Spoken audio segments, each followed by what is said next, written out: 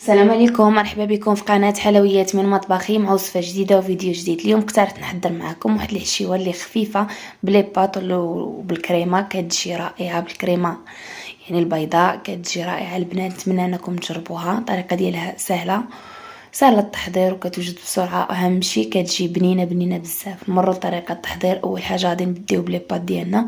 هنا كما كتشوفوا عندي واحد الطنجره ضفت فيها القليل ديال الماء، غادي نضيف فيها القليل ديال الملح والقليل من زيت الزيتون. وإلا كان عندكم ورقه سيدنا موسى ضيفوا لها واحد الورقه من سيدنا موسى، كتعطي واحد المذاق رائع. صافي، وغادي نضيف لي باط ديالي في داك الماء وغادي نخليها طيب على جنب. هنا بعد ما طيب لي باط كما كتشوفوا غادي نخليها نصفيها مزيان ونخليها على جنب تبرد. كما كتشوفوا في نفس في الطنجره غادي نضيف واحد البصله محكوكه مزيان بالجهه الرقيقه، وغادي نخليها تشحر مزيان في هذيك زيت الزيتون. هنا عندي واحد الملعقه او 2 معالق ديال زيت الزيتون. غادي نضيف عليهم واحد الملعقه صغيره ديال الزبده كتعطي واحد المذاق رائع، وانا متاكده الا جربتوا هاد الطريقه غادي تجي لي بات ديالكم تجي رائعه وما تقدروا تستغناو عليها. هنا كما كتشوفوا بعد ما ضفت الزبده غادي نخلي البصله ديالي تشحر مزيان حتى تنزل.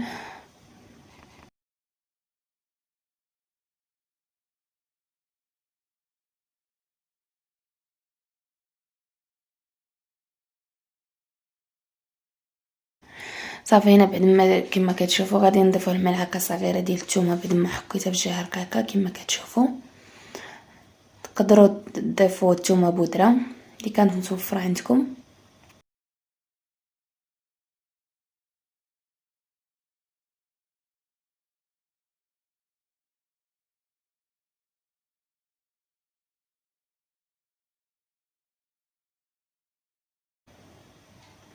هنا التوابل اللي غادي نضيف نصف ملعقه صغيره ديال الابزار فقط، قليل من الملح.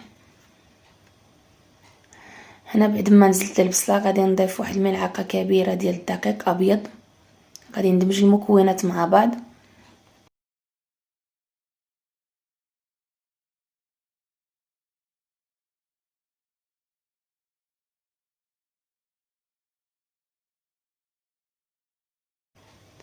هنا كما كتشوفوا غادي نضيف الصلصه ديالي، الصلصه السائله، كريمه السائله الخاصه بالطبخ. هنا بعد ما يعني صفيت ديك لي بات ديالي كما كتشوفوا ضروري تستقطر مزيان بداك الماء. غادي نضيفها في الصلصه ديالي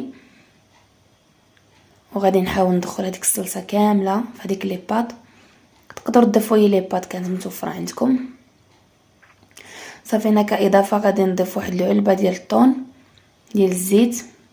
غادي نحاول نصفيها مزيان بهذيك الزيت وغادي نضيفها على لي بات ديالي، كتعطيها واحد المذاق رائع. تقدروا تضيفوا اي اضافات كانت متوفره عندكم، انا فقط ضفت الطون.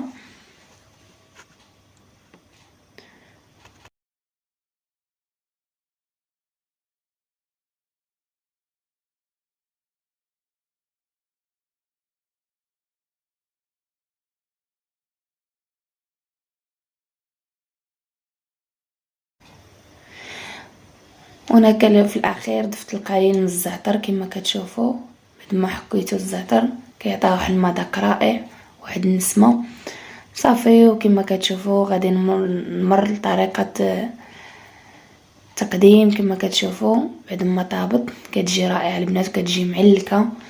انا متاكده الا جربتوها راه تنال الاعجاب ديالكم. وصلنا للنهايه ديال الفيديو. نتمنى هذا الفيديو ينال الاعجاب ديالكم، وشكرا لكم على المتابعه ديالكم. كنشكركم بزاف. وإلا عجبكم الفيديو ما تبخلوش عليا بلي لايك وتبارطاجيو هذه الوصفه مع الاحباب والاصدقاء. شكرا لكم وشكرا على تشجيعاتكم، كنشكركم بزاف. شكرا على التعليقات الزوينه اللي كتخليو لي، ونتلاقاو في فيديو جديد ان شاء الله. والسلام عليكم.